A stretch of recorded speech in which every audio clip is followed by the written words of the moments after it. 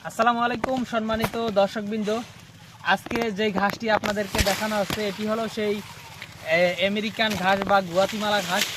দর্শক শ্রোতা, এই ঘাসগুলো মূলত আপনি আপনার খামারের গরু ছাগল অথবা বেড়া মহিষ গারল সব ধরনের গবাদি পশুর জন্য এই ঘাসটা চাষ করতে পারেন।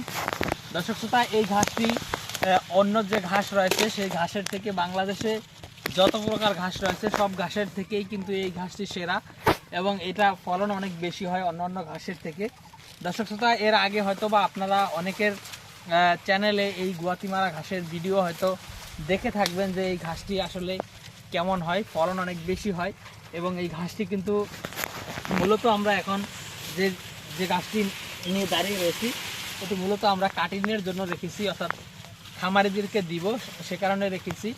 আর এই ঘাসটা গুয়াতিমালা ঘাসটা হচ্ছে আপনার কেটে খাওয়ানোর যে বয়স সেটা ম্যাক্সিমাম 2.5 মাস। একবার কাটার পরে 2.5 থেকে 3 মাস সময় কিন্তু অ্যাভেলেবেল এটা লেগে যায়, অর্থাৎ এটা সময়টা বেশি লাগে। এর কারণ হলো আপনার 2 মাসে জারা ঘাসটা যদি খাওয়ান বা 50 দিনে যদি জারা ঘাসটা খাওয়ান, গুয়াতিমালা ঘাসটা আপনার 2 মাসে বা 50 দিনে খাওয়াতে পারবেন না। আপনি খাওয়াতে পারবেন তবে খাওয়ালে আপনার ফলন হবে কম। তো দর্শক শ্রোতা, এটা যদি আপনি 90 দিনে খাওয়ান তাহলে ফলন বেশি হবে। তো দর্শক, এই ঘাসের কাটিং সংগ্রহ করতে চাইলে আমাদের স্ক্রিনে দেওয়া নম্বরে যোগাযোগ করতে